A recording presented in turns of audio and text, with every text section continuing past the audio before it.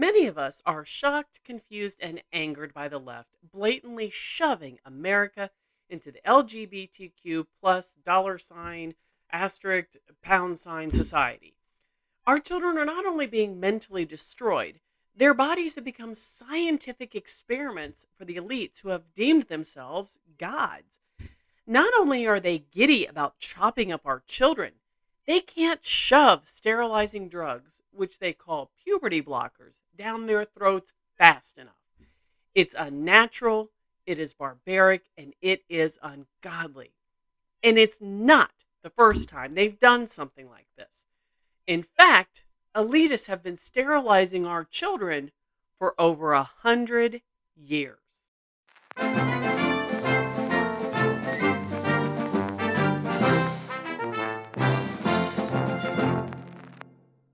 Rosie the Riveter here, dropping more truth bombs to destroy fake news and propaganda.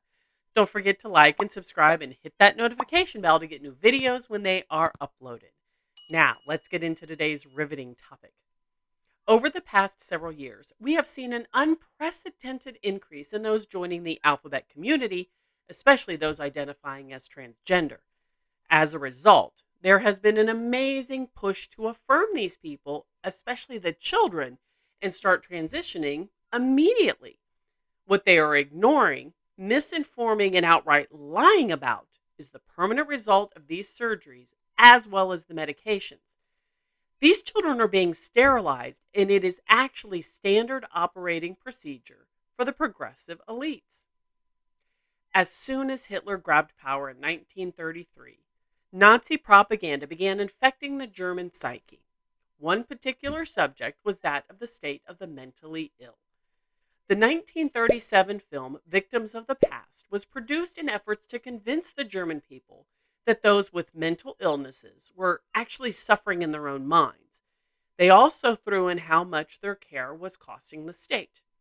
Without actually saying it, the carefully scripted Nazi film persuaded Germans into not only accepting, but calling for the eradication of unfit people for the good of the country. In the spring of 1939, a German father gave the Nazis the opportunity they were looking for. In a petition addressed to Hitler, the father pleaded to the Fuhrer to kill his severely disabled son. Nazi officials specifically delivered it to Hitler, who ordered his personal physician to discuss the matter with the boy's doctor. In the end, the child was eliminated in a so-called mercy killing, which is much the same way one puts down a sick animal. Hitler liked this idea so much, he approved the annihilation of another 8,000 children in similar circumstances. That summer, Hitler gave the nod to the advisors to extend this program to adults, signing an official document in October formalizing the killing program. Immediately, an easy, non-messy method was sought to accomplish their mass murder objective. Inspired specifically by Irish political activist and playwright George Bernard Shaw, as well as progressives in America already perfecting forms of euthanasia, Nazis developed shower rooms, the precursor of the concentration camp gas chambers. Unsuspecting victims, believing they were just taking a shower, were suffocated with carbon monoxide gas instead. In less than 2 years, Action T4, a team organized to perform these killings, exterminated between 70,000 and 250,000 people with mental or physical disabilities. In German-occupied Polish areas, victims were placed in a van. Once on the road, the driver began pumping the van's exhaust into the passenger area, which had been thoroughly sealed.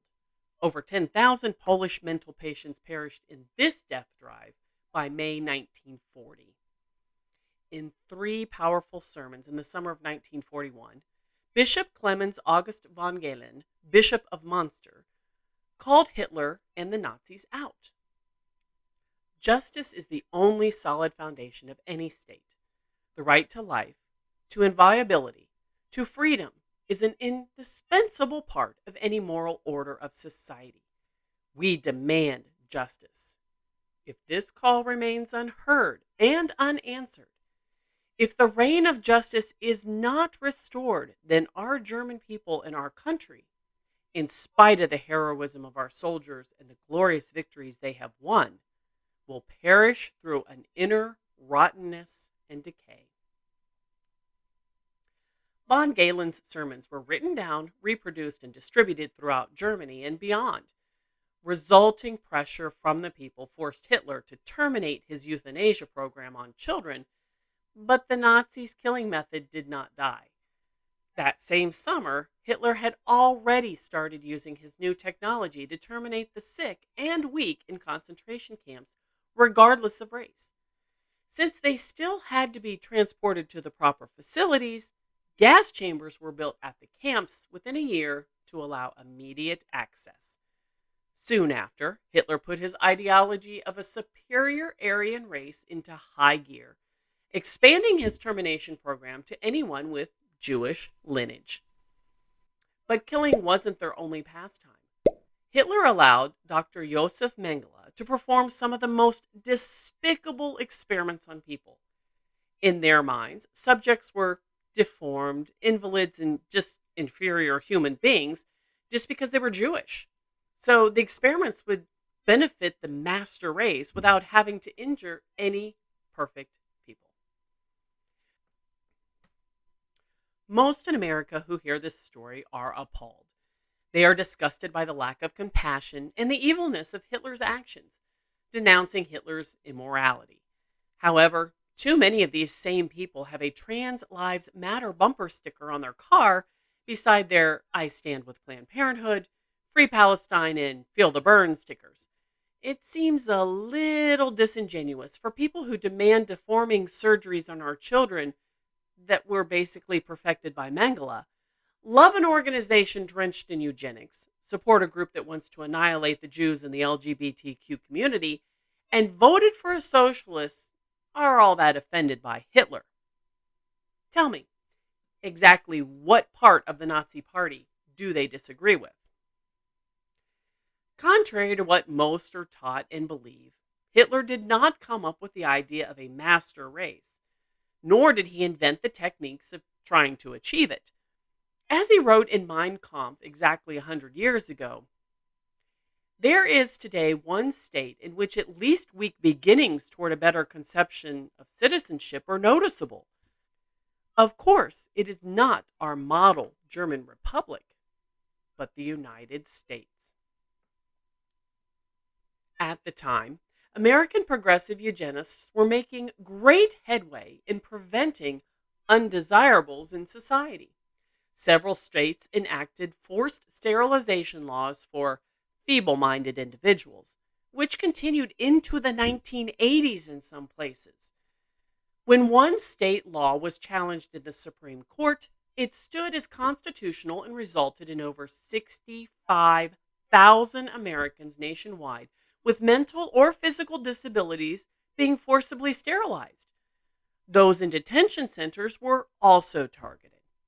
California led with over 20,000 procedures performed, focusing on Asians and Latinos, and southern states sterilized high numbers of blacks. These surgeries, sometimes hidden under the guise of hysterectomies, were performed on girls as young as 9 years old. Yet males were targeted too. Nationwide, studies showed disproportional percentages of African, Latino, and Native Americans versus their white counterparts were forcibly and usually unknowingly sterilized, reflecting high minority abortion rates of today. Once World War II ended and Hitler's atrocities were publicized across the globe, eugenicists did not recognize the error of their ways. Mengele didn't disguise them, he encouraged them. Instead of dissolving their efforts, eugenicists decided what their movement needed was to regroup. According to Francis Crick, the discoverer of DNA, he stated, "The main difficulty is that people have to start thinking out eugenics in a different way. The Nazis gave it a bad name, and I think it is time something was done to make it respectable again."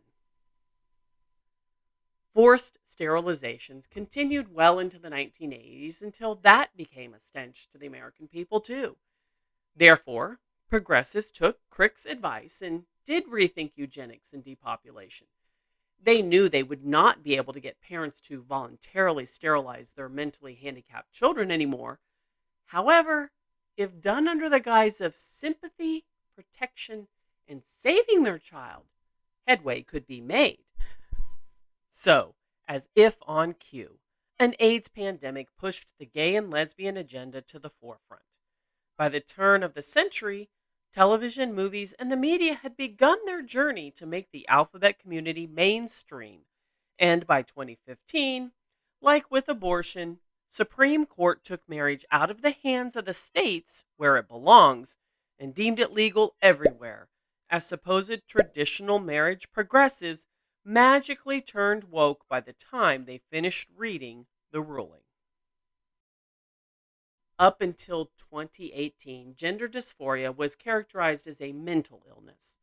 Now, it is a choice, and children, sometimes 3 or 4 years old, are being put on drugs and undergoing surgery that will forever change their body and make them sterile. Parents are told if they do not affirm and transition their child, that child will commit suicide.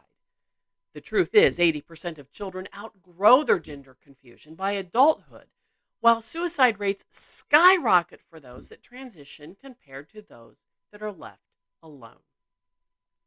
This propaganda is absolutely no different than what Hitler and the Nazis used in Victims of the Past to convince parents their disabled children were suffering. On the other hand, parents who are trying to win the Woke Parent of the Year award have convinced themselves that their baby has told them from the time of birth that they identify differently than the gender they were initially assigned. As support for abortion has waned these last few years, so has the ability to get woke white women to parade around in vagina costumes in the nation's capital, demanding the right, or more accurately, the right for the poor and minority classes to kill their own babies.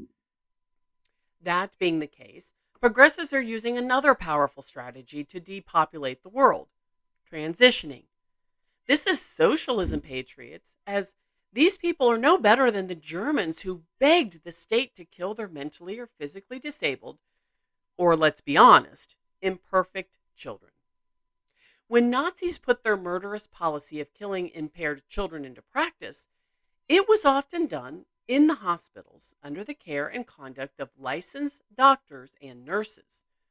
What is the demand of the left right now? That abortion and transition care and surgeries be legalized so they can be performed by, let's say it together, licensed doctors and nurses. Watch what is happening in Canada right now, because trust me, it's coming here. It's Nazi Germany happening right now. Canadians support exterminating poor and mentally ill people. Depressed teenagers can go to the doctor, say they just don't like life, and will be instantly given a cocktail of drugs to end it. Mark my words, it won't be long before we go from transitioning our children to supposedly prevent suicide to aggressively assisting in their suicide under the illusion of compassion. Puberty blockers will evolve into arsenic overnight. Eugenicists pushed forced sterilization and abortion, using the Supreme Court to legalize their agenda. The Supreme Court unanimously superseded the sterilization ruling in 1942, and Roe v. Wade was fully overruled in 2022. Using transgenderism, eugenicists are up to their same old tricks, pushing sterilization again. After the reversal of Roe v. Wade, the left has put an amazing amount of effort, money, and propaganda behind puberty blockers and transition surgeries. It seems like if they can't prevent the birth of the inferior, they'll just start sterilizing them again to prevent them from ever having children of their own. And like Canada, so what if you can't kill them before their birth? Just do it when they're teenagers. Seriously, folks, You think any of this is new? Progressives have been using the same depopulation playbook with updated packaging for over 100 years. What's driving them crazy is the cover is finally starting to be pulled back so people can see the truth about who they really are. I really don't care what kind of wrapping people put their argument in. It all comes down to Satan convincing people that murdering and harming others is a great thing. He hates humanity, and he'll get groups fighting against each other every chance he gets in hopes of them killing each other off one way or another. Even better is when he can convince us to willfully do the deed to ourselves and our children under the guise of compassion, humanity, death with dignity, women's reproductive rights, or gender affirming care. The result is the same. Telling God you think you know better than him, transitioning his authority over life and death onto you. Just know, Hitler claimed his actions were compassionate too. I'm Rosie the Riveter, and that's my 2 cents. But what do you think? Leave your comments down below. If you enjoy my content, please consider supporting my work on Patreon. You can find all my videos and my blog Liberating Letters at thefactspaper.com. You can also start your own research on the facts paper by exploring the thousands of links to articles I have, including those noted in my videos. Sharing the truth fake news propagandists won't. Investigate and discover the truth for yourself.